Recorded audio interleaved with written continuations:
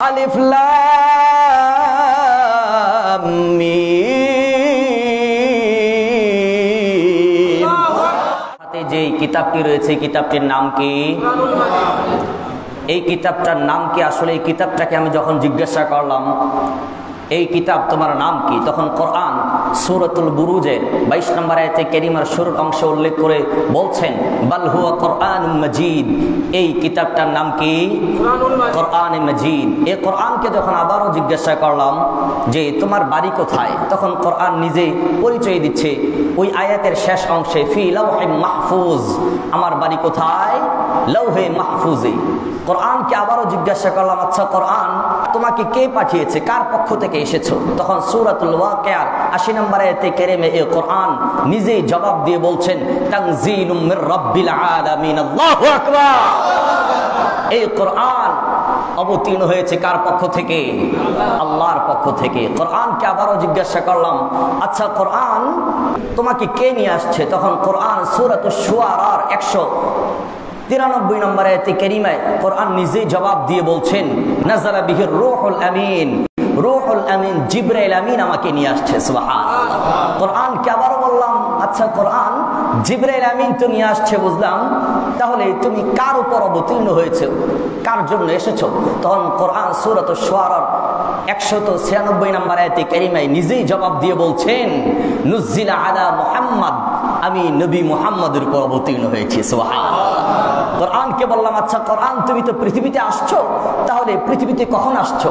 তখন কোরআন বলে আচ্ছা আমি কি মাস বলবো না রাত্রি বলবো? তো কোরআনকে বললাম আচ্ছা ঠিক আছে তুমি তাহলে মাস বলো। তখন কোরআন সূরাতুল বাকারা প্রসিদ্ধ আয়াত 185 নম্বর আয়াতে কারিমায় কোরআন নিজেই জবাব দিয়ে বলছেন শাহরু রমাদানাল্লাযী উনজিলা ফীহিল কোরআন। রমজান মাসে এই কোরআনকে যিনি অবতীর্ণ করেছেন চিল্লায়া বলেন তিনি কে? আল্লাহ। কোরআনকে বললাম আচ্ছা কোরআন তুমি তো মাসে আসছো, তাহলে কোন রাত্রিতে আসছো? তো কোরআন সূরাতুল কদরের 1 নম্বর আয়াতে কারিমে কোরআন নিজেই জবাব দিয়ে বলছেন ইন্না আনজালনাহু ফি লাইলাতুল কদর। লাইলাতুল কদর রাতে কোরআন অবতীর্ণ করেছেন কে?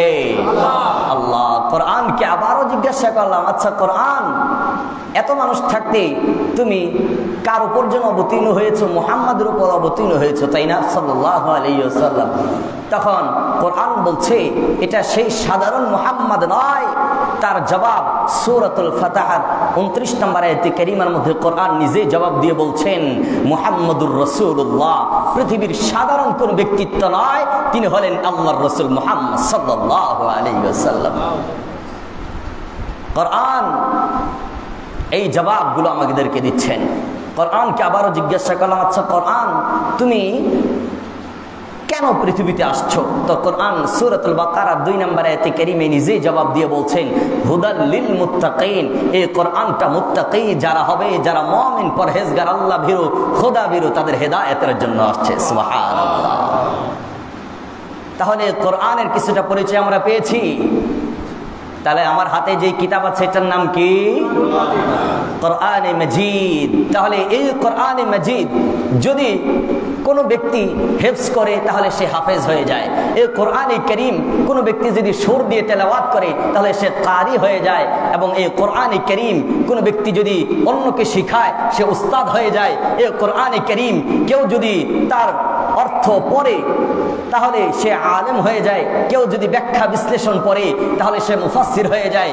আর কেউ যদি এই কোরআনের তাকরীর করে বয়ান করে সে মুবাল্লিগ হয়ে যায়। এই কোরআন দিয়ে যদি কেউ যদি বিচার করে তাহলে সে কাজী হয়ে যায়। এই কোরআন দিয়ে যদি কেউ নাকি চিকিৎসা করে তাহলে সে রাকি হয়ে যায়। এই কোরআনের উপর কেউ যদি আমল করে সে আল্লাহর ওলি হয়ে যায়। আর এই কোরআনুল কারীমের শুরুতে আছে সূরা বাকারা, গাভীর নামে সূরা। এই সূরা থেকে শুরু করে সূরা নাস মানুষের নামে সূরা। তার মধ্যবর্তী সব কিছুর উপরে যদি বিধানগুলো মেনে চলে যিনি একমাত্র পরিপূর্ণ মানুষ রূপে বানায়া দেন চিল্লায়া বলতে হবে তিনি কে? এটাই হচ্ছে সে কোরআনুল কারীম। ফিনল্যান্ড একটা দেশ আছে, তো সেই দেশের একজন ভাষাবিদ, সে মুসলমান নয়, সে কোরআনকে নিয়ে গবেষণা করেছিল 15টা বছর। 15টা বছর গবেষণা করার পর সে বলল যে এই কোরআন এটা এমন একটা কিতাব, মানুষ তো শুধু যারা সাধারণ কৃষকেরা যখন, গরিবের মানুষ যখন সৌদি আরবে যায় তারা আরবি পারে, কিন্তু কোরআনের অর্থ তারা পারে না। তাহলে বোঝা গেল এটা ওই আরবি, আঞ্চলিক আরবি আর কোরআনের আরবি এক নয়। সে 13টা বছর গবেষণা করে বলছে এটা এমন একটা গ্রন্থ, এমন একটা বাণী, এমন একটা কোরআন, এটা পৃথিবীর কোন ব্যক্তির পক্ষে বানানো সম্ভব নয়। এই কোরআন কার? আল্লাহ। ইংল্যান্ডের মধ্যে একবার 4 ধর্মগুরু নিয়ে একটা বাহাস হয়েছিল, তর্ক বিতর্ক। ডিসি সাহেব একটা অঞ্চলের প্রধান, তিনি একবার এটার 4টা ধর্মগুরুকে একত্রিত করে এই ধর্ম নিয়ে তার কৌতূহল যে দেখি কোন ধর্মটা একটু বেশি শ্রেষ্ঠ।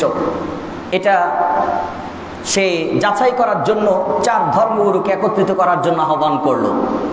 হিন্দু, বৌদ্ধ, খ্রিস্টান, মুসলমান। আর ওই ডিসি সাহেব সে হলো খ্রিস্টান। খ্রিস্টান কারা?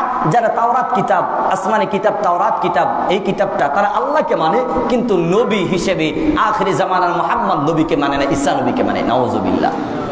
তো এই 4 ধর্মগুরুকে একত্রিত করার জন্য সবাইকে ডাকলো।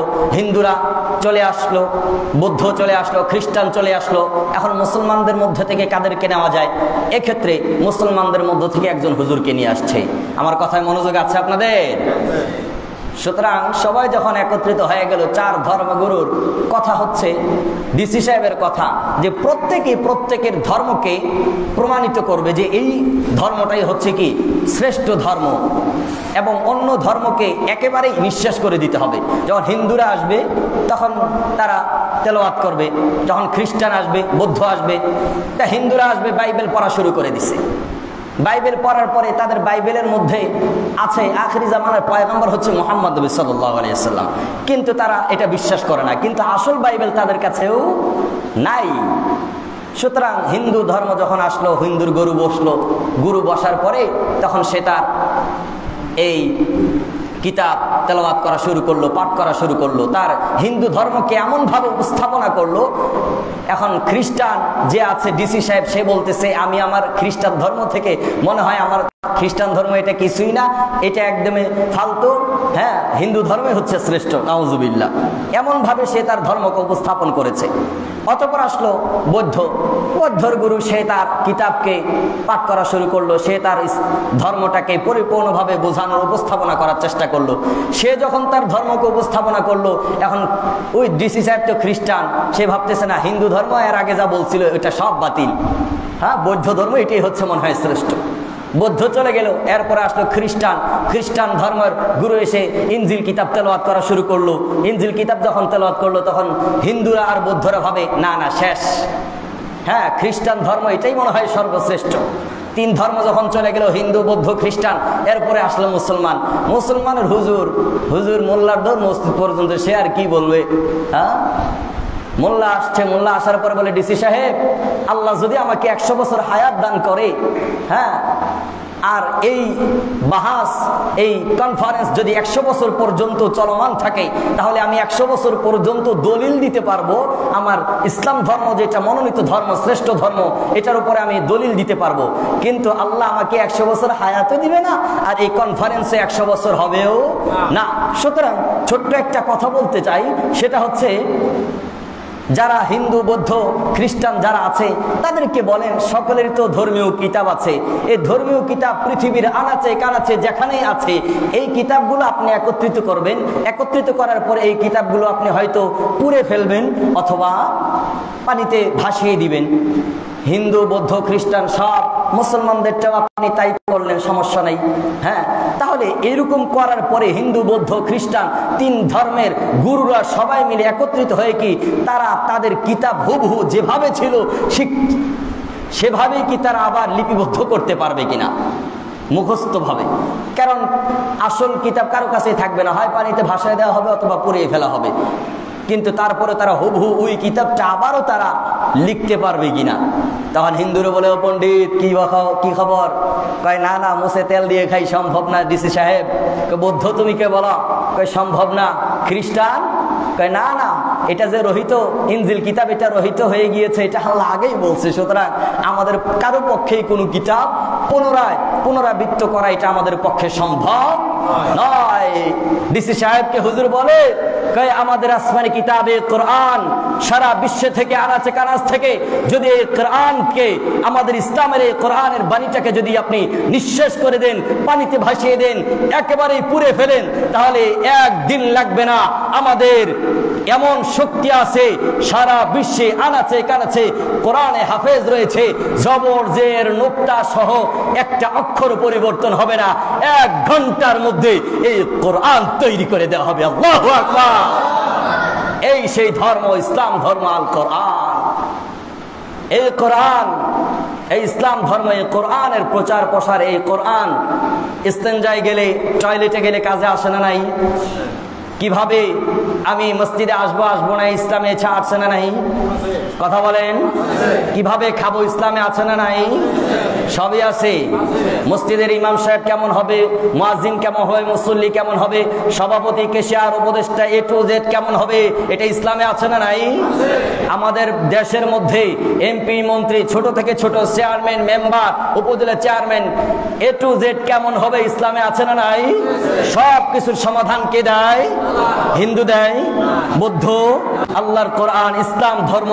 তাহলে সর্বস্তরে যখন বোঝা গেল যে সর্ব জায়গায় ইসলামের বাণী আর ইসলামের কথা কোরআন অনুযায়ী পরিচালনা হয়, তাহলে এখন জবাব দেন তো, রাষ্ট্র পরিচালনা ইসলামে দরকার আছে না নাই? এই ইসলাম রাষ্ট্র কিভাবে পরিচালনা হবে, ইসলাম আছে না নাই? রাষ্ট্রের কোষাগার, রাষ্ট্রের সম্পদ, আনাচে কানাচে সবকিছু কিভাবে পরিচালিত হবে, এটি ইসলামে আছে না নাই? তাহলে সংসদ ইসলামের দরকার আছে না নাই? সংসদ বাদ দিলাম, পরিবারে আছে না নাই? পরিবার বাদ দিলাম, ব্যক্তিগতভাবে প্রয়োজন আছে না নাই? মসজিদে আসছে, মসজিদে কোরআনের প্রয়োজন আছে না নাই? তাহলে এখন বলেন কয়জনে কোরআন পড়তে পারেন? হ্যাঁ, এই কোরআনটা বয়স 50-60 বছর হয়ে গেল, কয় পাতার আছে? আপনার জীবনে কি এত মোটা বই কোনোদিন পড়েন নাই? বাংলা বই পড়ছেন কিনা? কথা বলেন। এর থেকে মনে হয় এত মোটা পড়েন নাই জীবনে। এমন কেউ আছেন ছোট থেকে বড় হয়েছেন, ক্লাস 1 to আজ পর্যন্ত বড় হয়ে গেছেন, সব মিলে কি এর থেকে কম হবে আপনার পৃষ্ঠা বাংলা পড়া? তাহলে যে কোরআনটা আমার জীবন বিধানে, কোরআনটার বাংলা অনুবাদ কখন পড়েছেন? কথা বলেন। তাহলে এতক্ষণ হা হা জি জি ঠিক ঠিক সব বললেন, তাহলে ব্যক্তিগতভাবে, পারিবারিকভাবে, সামাজিকভাবে, রাষ্ট্রীয়ভাবে আপনি কিভাবে আপনার ইসলামকে, আপনার প্রতিটা কার্যক্রমকে ইসলাম দিয়ে পরিচালনা করবেন? আপনি নিজেই তো ইসলাম জানেন না। তাহলে কোরআন পড়ার দরকার আছে না নাই? শিক্ষার দরকার আছে না নাই? বোঝার দরকার আছে না নাই? এটা কি মসজিদ পর্যন্ত বলা না করতে হবে? হ্যাঁ, বাংলা পারি তো সবাই কমপক্ষে, তাহলে বাংলা অনুবাদটা পড়ার দরকার আছে না? তাহলে আজ থেকে ওয়াদা করেন, আজ থেকে শুরু করব, জীবনে যতদিন বেঁচে থাকি একটু একটু করে করে আল্লাহ কোরআনুল কারীমে, এই তার রিসালার মধ্যে, এই মেসেজ বুকের মধ্যে, প্রেমময় এই পত্রের মধ্যে কি দিয়েছেন আমরা আজ থেকে পড়া শুরু করব। ওয়াদা করতে পারবেন কে কে? যা যা আছে, অনেকের হাত ওঠে না, লড়ে না, চড়ে না। আল্লাহ বলবে তোর জান্নাতে যাওয়ার দরকার নাই, তুই ওই জায়গায় বসে থাক। আছে না? অনেকের হাত তাও লড়ে না, তাই না? তাও লড়ে না। আল্লাহ যে কিতাব দিলেন তার ভালোবাসার, তার জন্য যদি হাত পা শরীর না লড়ে, আল্লাহর কি ঠেকা পড়ে গেছে? আল্লাহর কি ঠেকা পড়ে গেছে আপনার ওই জান্নাতে দিতে? বলেন। তাহলে কোরআন আজ থেকে আমরা পড়বো তো ইনশাআল্লাহ? ইনশাআল্লাহ। তাহলে কোরআন আমাদের দরকার আছে না নাই? তাহলে এতটুকু পর্যন্ত আমরা শুনলাম এই কোরআনের প্রতি আমাদের একটা ছোট্ট ভূমিকা। এখন আসি, এই কোরআন যে আমাদেরকে শিখতে হবে, পড়তে হবে, এই ব্যাপারে আল্লাহ কি আদেশ দেন, রসুল কি আদেশ দেন? আল্লাহ তাআলা কোরআনুল কারীমে সূরা তাহার 114 নম্বর আয়াতে কারীমার মধ্যে তিনি উল্লেখ করে বলছেন, ওয়াকুর রব্বি জিদনি ইলমা। হে রাসূল, আপনি বলুন, হে আল্লাহ, রব্বি জিদনি ইলমা, আপনি আমার জ্ঞানকে বৃদ্ধি করুন, অর্থাৎ কোরআনের এই জ্ঞানকে আমার ভিতরে বৃদ্ধি করুন। তাহলে আমরা কয়দিন দোয়া করছি, চেষ্টাও করি না, দোয়াও করি না, করতে হবে তো ইনশাআল্লাহ আজ থেকে। হ্যাঁ, সর্বপ্রথম যে আয়াতে কারিমা নাযিল হয়েছে সূরা আলাক, তার 1 নম্বর আয়াতে কারিমা, ইকরা বিসমি রাব্বিকাল্লাযী খালাক। ইকরা, হে রাসূল আপনি পড়েন বিসমি আল্লাহ তাআলার নামে, রাব্বিকা যিনি আপনার রব, খালাক যিনি আপনাকে সৃষ্টি করেছেন, সে আল্লাহ তাআলার নামে পড়েন। অঙ্ক পড়েন, গণিত পড়েন, বিজ্ঞান পড়েন, এই পড়েন সেই পড়েন, সব কিছু দুনিয়াবি পড়া ওটা প্রয়োজন আছে, কিন্তু যেটা পড়তেই হবে, না পড়লে গুনাহ হবে, ওটার নাম কি? আল কোরআন। হাদিসে মুবারাকা বুখারী শরীফের 5027 নম্বর হাদিসে কারিমার মধ্যে ওসমান ইবনে আফফান রাদিয়াল্লাহু তাআলা আনহু থেকে বর্ণিত, তিনি বলেন রাসূল পাক সাল্লাল্লাহু আলাইহি ওয়া আলিহি ওয়াসাল্লাম তিনি বলেন, খায়রুকুম মান তাআল্লামাল কোরআন ওয়া আল্লামাহু, তোমাদের মধ্য থেকে সর্বোত্তম হলো ওই ব্যক্তিরা যারা নিজে কোরআন পড়ে, শিখে এবং অপরজনকেও শিখায় এবং পড়তে উদ্বুদ্ধ করে। আজকে বিড়ি একটা টানলে বিড়ির পাশা সর্বশেষে যতটুকু লেগে থাকে ওটাও আরেকজন মুখে নেয় না, ওটাও শেয়ার করে। শব্দটা কঠোর ব্যবহার করলাম, বাংলা ব্যাকরণ বাংলা ভাষায় আছে, এই শব্দটা ডিকশনারিতে আছে, সমস্যা নাই। তবে শব্দটা কঠোর ব্যবহার করার কারণ হচ্ছে দুনিয়ার সব কিছুই করতে পারে, কোরআনের সময় আসলে, ইসলামের সময় আসলে, নিজের জীবনটা সাজানোর ক্ষেত্রে আসলে এত কিপটামি কেন? বিড়ি সিগারেট খান, ওই শেষে একটু লেগে থাকে, ওই পরে গেলে ওটা আবার তুলে খান, ওই জায়গাটাও চাটেন, ওটাও শেয়ার করেন। কেন কোরআনটা শেয়ার করার দরকার নাই? হ্যাঁ, একে অপরের সাথে বলা বলি করা, আলোচনা করা, এটা দরকার আছে না? হ্যাঁ, এই জন্য সর্বোত্তম ওই ব্যক্তি যে হলো কোরআন শিখে এবং অপরজনকে শিখায়। অপরজনকে কি শিখাইবো? এখন যদি ধরি দেখা যাবে 2-3 জন হয় জানে, বাকি সব জানে না। ঠিক না ঠিক? সবাই বলেন। তাহলে বারবার একটা বিষয় রিপিট করছি, সেটা হলো কোরআন শিক্ষার দরকার আছে না নাই? আছে। এটা হলো আল্লাহ তাআলা কোরআনে আদেশ করেছেন, রাসূল হাদিসে আদেশ করেছেন, উদ্বুদ্ধ করেছেন।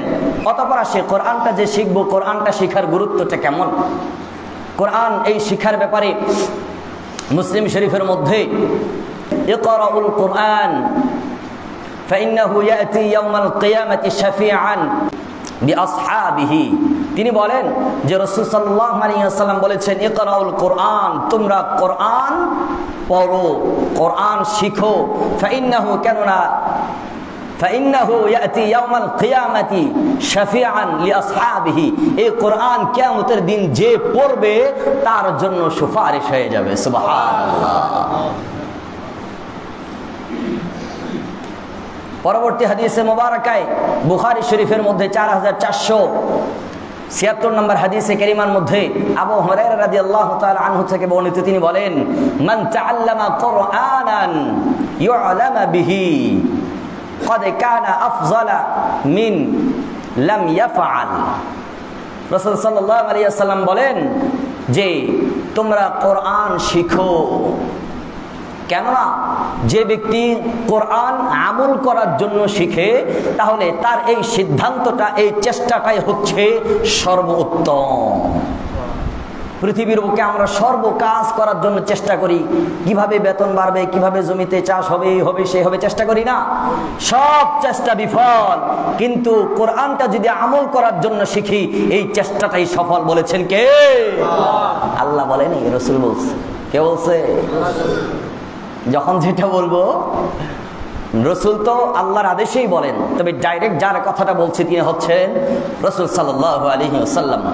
অতঃপর আয়াতে কারিমা সূরা বাকারার 121 নম্বর আয়াতে কারিমায় আল্লাহ সুবহানাহু ওয়া তাআলা বলছেন, আল্লাযীনা আতাইনাহুমুল কিতাব ইয়াতলুনাহু হাক্কা তিলাওয়াতি উলাইকা ইউমিনুনা বি, যাদেরকে আমি এই কোরআন পাঠিয়েছি, ইয়াতলুনাহু হাক্কা তিলাওয়াতি, এবং যারা সঠিক অর্থেই তারা এই কোরআনের তেলাওয়াত করে, উলাইকা ইউমিনুনা বি, তারাই হচ্ছে সফল কাম, তারাই হচ্ছে পরিপূর্ণ মুমিন। সুবহানাল্লাহ। কোরআন পাঠিয়েছে, এটা কি হিন্দুর কাছে? জোরে বলেন, কথা বলেন। বৌদ্ধর কাছে, খ্রিস্টানের কাছে, বেঈমানের কাছে, অমুসলিমের কাছে, গির্জায়। তাহলে কোরআন পাঠিয়েছে কাদের জন্য? তাহলে মুসলমানদের জন্য কোরআন পাঠানো হয়েছে। যে মুসলমান এই কোরআন পড়ে না, তাহলে সে কি পরিপূর্ণ মুমিন হওয়া সম্ভব? তাহলে মুসলমানের কাছে কোরআন যখন এসেছে, কোরআন পড়ার দরকার আছে না নাই? কোরআন পড়তে হলে শিখতে হবে, শিখার দরকার আছে না নাই? হ্যাঁ, গান শিখতে গেলে আর ইংরেজি অঙ্ক এগুলো শিখতে গেলে সপ্তাহে 3 দিন কোচিং মাস্টার আছে, 4000-5000 টাকা চলে যায়, এই কাজে ওই কাজে চলে যায়। হ্যাঁ ভাই, আমার যত খরচ, দিনের বেলা বিড়ি টানতেই চলে যায়, 3 প্যাকেট বিড়ি লাগে, পান খাই, পানি এত চলে যায়। কেন? তোমার কি কোরআন শেখার জন্য কোনোদিন টাকাটা বের হলো না? কথা বাস্তব না অবাস্তব? এমন চিত্র সমাজে আছে না নাই? দূর করতে হবে কি হবে না? কোরআন শিখবো তো ইনশাআল্লাহ, ইনশাআল্লাহ।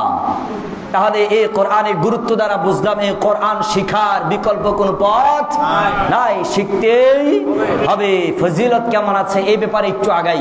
ফজিলতের ব্যাপারে রাসূল পাক সাল্লাল্লাহু আলাইহি ওয়া আলিহি ওয়াসাল্লাম তিনি মুসলিম শরীফের মধ্যে 498 নম্বর হাদিসে কারীমার মধ্যে বলে, আম্মা জানা আয়েশা রাদিয়াল্লাহু তাআলা আনহা থেকে বর্ণিত, তিনি বলেন যে এই কোরআন যে পড়ে, এই কোরআন যারা পড়ে, যারা শিখে, তাদেরকে আল্লাহ তাআলা রব্বে করিম তিনি ফেরেশতাদের মতো মর্যাদা দান করেন। কোরআন যারা শিখে, যারা পড়ে, তাদের মর্যাদা কাদের মতো দান করেন? আল্লাহ তাআলা ফেরেশতাদের মতো।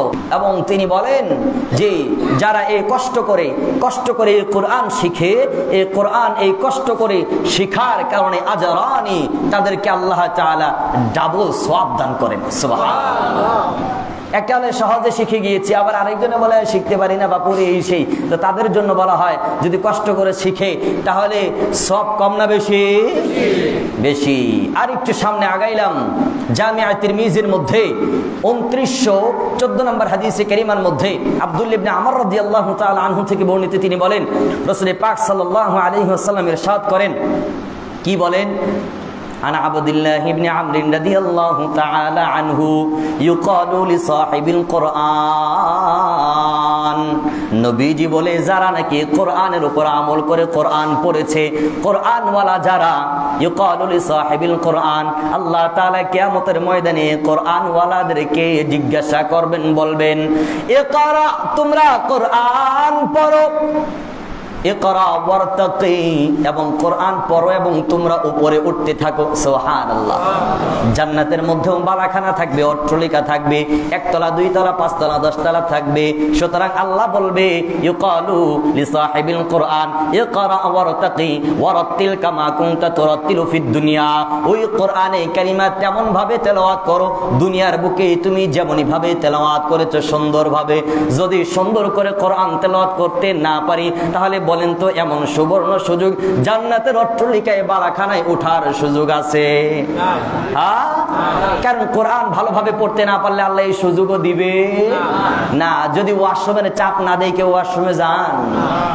গেলে যাইতে পারেন অন্য কাজে, কিন্তু ওয়াশরুম যেই জন্য বানানো হয়েছে এই জন্য না লাগলে কেউ যায় না। সুতরাং আল্লাহ এই সুযোগ তাদেরকে দিবে যারা দুনিয়ার বুকে উত্তম ভাবে সুন্দর করে কোরআনে কারিমা তেলাওয়াত করেছে।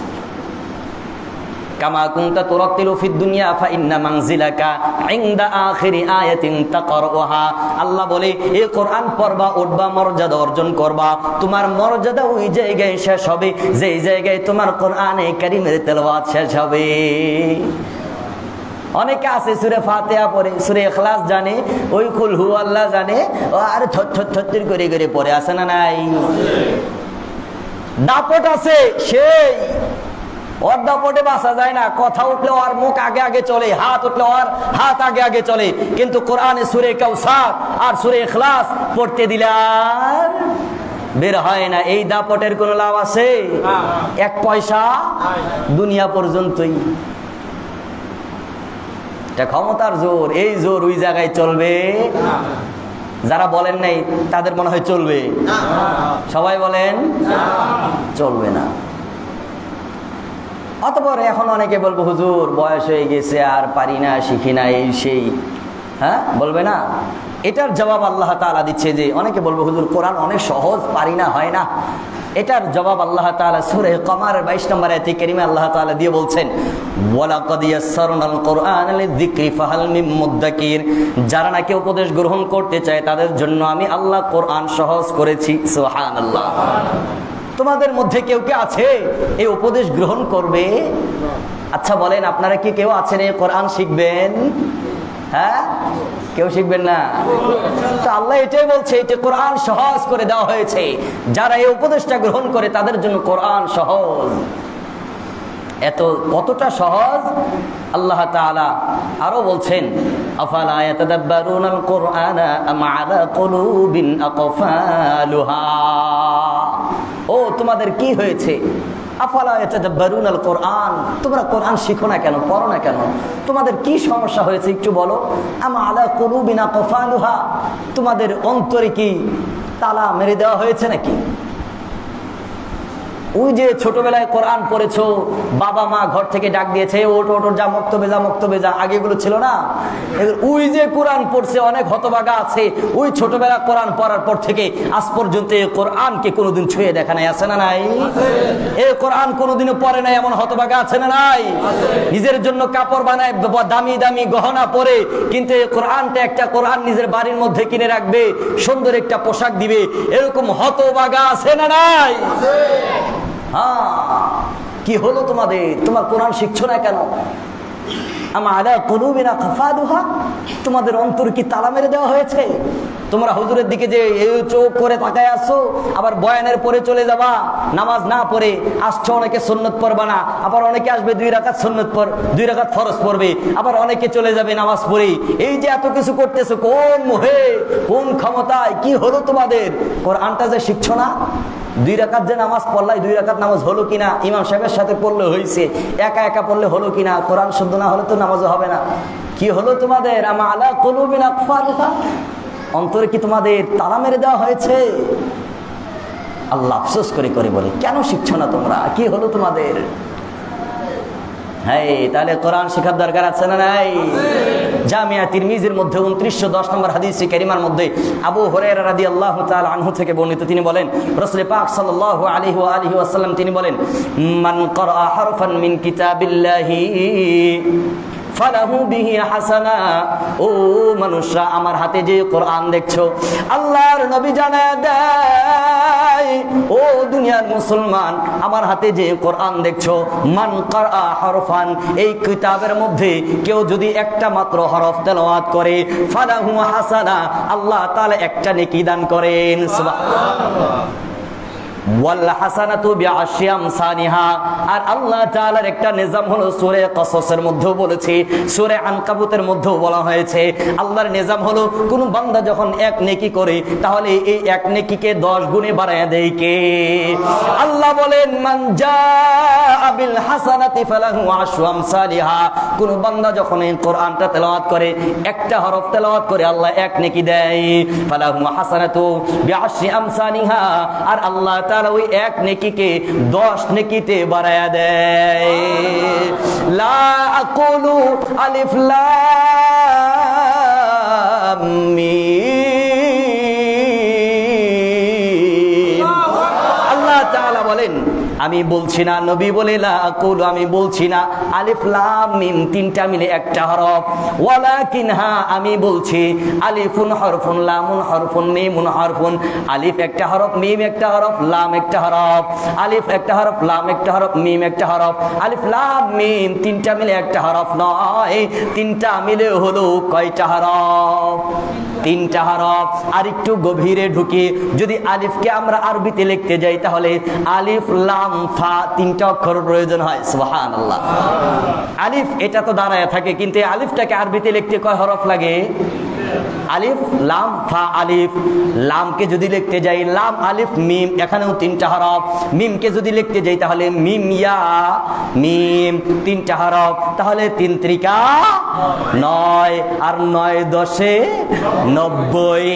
আমরা শুরুতে জানলাম নবী বলে আলিফ লাম মিম 3টা মিলে একটা হরফ নয়, 3টা হলো আলাদা আলাদা হরফ। সুতরাং কেউ যদি পড়ে, তাহলে বোঝা গেল 3 10 30 মার্ক পায়, 3 10 দশে 30 পায়।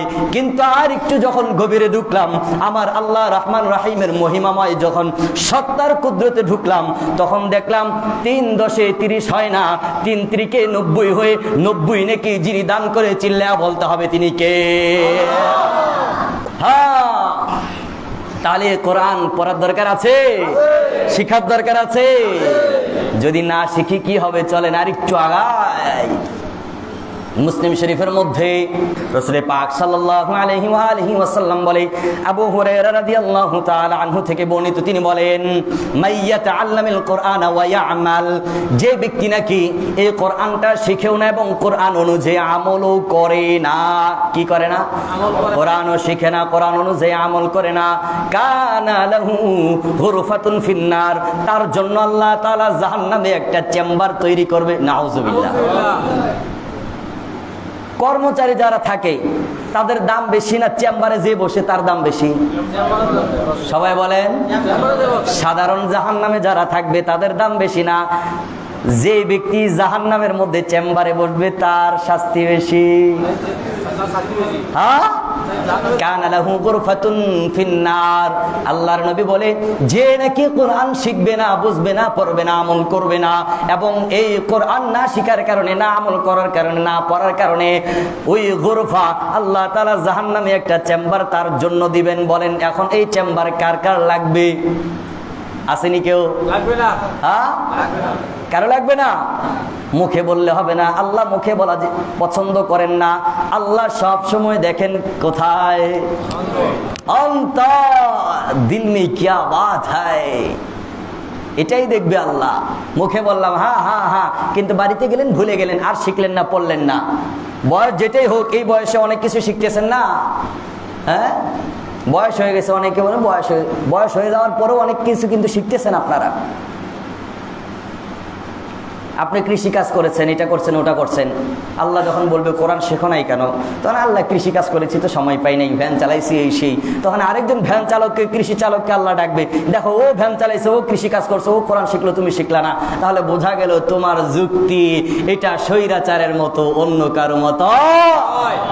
হ্যাঁ, তাহলে স্বৈরাচারী কইরা, নেতাগিরি কইরা পার পাওয়া যাবে? কথা বলেন, পার পাওয়া যাবে? যাবে না, যাবে না। তাহলে এই কোরআনটা শিখতে হবে, মুখ দিয়ে বললে হবে না, অন্তরে বলতে হবে।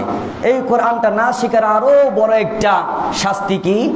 সূরাতুল মুমিনুনের 3 নম্বর আয়াতে কারিমে আল্লাহ বলেন, ওয়াল্লাযীনা হুম আলা সালাতিহিম ইউহাফিজুন, পরিপূর্ণ মুমিন হলো তারা নামাজ হেফাজত করে যারা, নামাজ হেফাজত করে যারা। আচ্ছা, নামাজ কি হেফাজত এমনি এমনি হয়? নামাজটাকে পড়তে হয়, পড়ার জন্য শর্ত হলো শুদ্ধ হতে হয়, তাই না? তাহলে নামাজটা যদি শুদ্ধ না হয়, কোরআন যদি শুদ্ধ না হয়, নামাজটা আবার কোরআন দিয়ে পড়তে হয়, এই কোরআন যদি শুদ্ধ না হয় তাহলে নামাজ হবে? কারো হবে? কথা বলেন। আরে বাবা, এটাই তো প্রথম নামাজ ভঙ্গের কারণের প্রথম ভঙ্গের কারণই হচ্ছে নামাজে অশুদ্ধ পড়া। কি পড়া? নামাজে অশুদ্ধ পড়লে তাহলে নামাজ হবে? তাহলে আপনি আজকে শুক্রবারে আসলেন, হিসাব একটা মিলান, দিনে দৈনিক 5 ওয়াক্ত নামাজ হয়, 7 দিনই নামাজ পড়েন, শুক্রবারে একদিন না হয় শুধু 2 রাকাত নামাজ পড়লেন ইমামের পিছনে, তাই না? আর প্রতিদিন না হয় 5 ওয়াক্ত নামাজ জামাতের সাথে তো পড়েন নাই সবাই, ওটা বলা যাবে না, সবাই তো আর পড়েন না। তারপরেও যদি পড়ে থাকেন, দিনে 5 বেলা নামাজ শুধুমাত্র ফরজটা পড়লেন ইমামের পিছনে, ফজরের নামাজের 2 রাকাত, জোহরের 4 রাকাত, আসরের 4 রাকাত, মাগরিবের 3 রাকাত, এশারের 4 রাকাত, আর জুমার দিনে পড়লেন 2 রাকাত। হ্যাঁ, এই কয়েকটা নামাজ ইমামের পিছনে পড়লেন। ইমাম যদি শুদ্ধ হয় তাহলে, ইমামের ক্যারেক্টার শুদ্ধ থাকলে তাহলে আপনার নামাজটা হলো। এতটুকু আত্মবিশ্বাস রাখা যায়। কিন্তু ফজরের নামাজের আরো 2 রাকাত আছে, জোহরের আরো 6 আছে, আসরের নাই, মাগরিবের আরো 2 আছে, এশারের আগে এশারের আরো 5 আছে, এই যে এগুলো আছে, জুমার দিনের আরো 8 আছে। এই যে সে নামাজগুলো, এগুলো তো আপনার একা একা পড়তে হবে নাকি? কথা বলেন, নাকি এটাও ইমাম পড়াই দিবে? তাহলে 2 রাকাত, 4 রাকাত, 3 রাকাত এটা না হয় শুদ্ধ হলো, আর বাকিগুলো যে পড়লেন এটা শুদ্ধ হয়েছে? কথা বলেন। নামাজ ভঙ্গের কারণের প্রথম ভঙ্গের কারণ কি? নামাজে কি পড়া? অশুদ্ধ পড়া। অশুদ্ধ পড়লে নামাজ হয় না। তাহলে ইমামের সাথে যেটা পড়লেন এটাই হলো, বাকিগুলো একটাও হলো না। এই নামাজ দিয়ে কি জান্নাতে যাবেন? কোথায় যাবেন?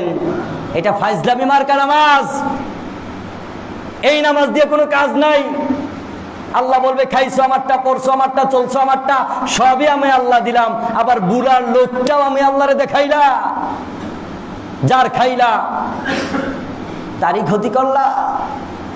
হ্যাঁ, আপনি যদি একজনের ভালোবাসেন, উপকার করেন, সে যদি আপনার ক্ষতি করে, সারা জীবন আর আপনার তার সাথে কথা বলেন, তাহলে আল্লাহর কি ঠেকা পড়ছে বাজান আমার একটু বোঝান তো। আফালা ইয়াতাদাব্বারুন আল কোরআন, কেন কোরআন শিখছেন না, পড়ছেন না কেন? আমাকে বলেন, আল্লাহকেই বলেন, কেন পড়ছেন না? অন্তরে কি তালা পড়ে গিয়েছে? এই নামাজ নিয়ে কই যাবেন আপনি? যদি বলেন হুজুর শিখায়নি, কোত্থেকে শিখবো, এই সেই, দুনিয়ার সবই শিখলেন। ড্রাইভিং শেখার জন্য ড্রাইভিং সেন্টারে যাচ্ছেন, কম্পিউটার শেখার জন্য কম্পিউটার সেন্টারে যাচ্ছেন, যা শেখার জন্য শেখাইতেই যাচ্ছেন, বাজার খাইতে হবে পেটের জন্য বাজারে যাচ্ছেন, এই সবই জায়গা মতো যায়। আর কোরআনটা এসে আপনার পেটের মধ্যে ঢুকাই দিবে আল্লাহ? নাকি এটার জন্য যাওয়া লাগবে? কারণ জীবন বিধানের নাম কি? সবাই বলেন। এই জীবন বিধান আল কোরআন যদি শুদ্ধ না হয়, তাহলে ওই জীবন বিধান পরিচালনা করে ওই জীবন কোনো দিনও রসুলের চলানো পথে আল্লাহর দেওয়া আদেশে পরিচালিত হবে? কখন হবে না। ওইটা ব্যক্তিগত একটা মত হবে, ব্যক্তিগত ধর্ম হবে, ব্যক্তিগত চেতনা হবে। ব্যক্তিগত চেতনা, ধর্ম, দিন দিয়ে কখনো জান্নাতে যাওয়া সম্ভব নয়। আখির হাদিসে কারিমার মধ্যে বলি, সর্বশেষ হাদিস বুখারী শরীফের মধ্যে 2559 নম্বর হাদিসে কারিমার মধ্যে রাসূল পাক সাল্লাল্লাহু আলাইহি ওয়াসাল্লাম হুঁশিয়ার দিয়ে বলে দেন, সকল ব্যক্তিকে হুঁশিয়ার দিয়ে আমিও বলছি, রাসূল বলছেন, আল কোরআনু হুজ্জাতুল লাকা আও আলাইকা, এই কোরআন হয়তো তোমার জন্য দলিল হবে, তোমার পক্ষে দলিল হবে।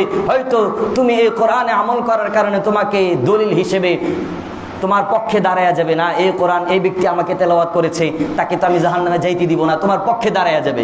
আও আলাইকা, অথবা তোমার বিপরীত দাঁড়ায়া যাবে না, এই ব্যক্তি তো কোনোদিন আমার কোরআন তেলাওয়াত করে নাই, আমার কোনোদিনও শিখে নাই, শিখার চেষ্টা করে নাই, এরকম ভাবে অভিযোগের জন্য দাঁড়ায়া যাবে। হয়তো পক্ষে থাকবে অথবা বিপক্ষে থাকবে। এখন বলেন তো, বিপক্ষে আছেন কারা কারা?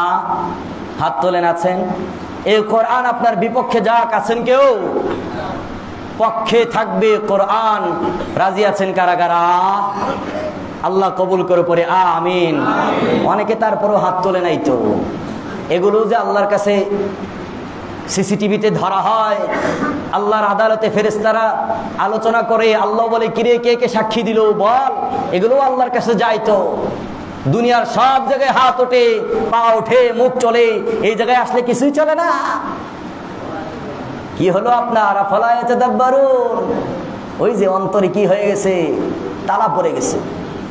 লাহুম কুলুবুল লা ইয়াফকাহুনা বিহা, আল্লাহ কোরআনে বলছেন, সূরাতুল আরাফের আগের পৃষ্ঠার মধ্যে আল্লাহ তাআলা জানিয়ে দিয়েছেন, সূরাতুল আনআমের মধ্যে, কুলুবুল লা ইয়াফকাহুনা বিহা, অনেকের কলব আছে কিন্তু বোঝার চেষ্টা করে না। আয়ুনুল লা ইউবসিরুনা বিহা, চোখ আছে কিন্তু চোখ দিয়ে ভালোটা দেখার চেষ্টা করে না। আযানুল লা ইয়াসমাউনা বিহা, কান আছে ভালোটা শুনতে চায় না। উলাইকা কাল আনআমি বাল হুম আদাল, আল্লাহ তাআলা বলে তারা হচ্ছে চতুষ্পদ জন্তু। চতুষ্পদ জন্তু কারা? মানুষ নাকি কুত্তা?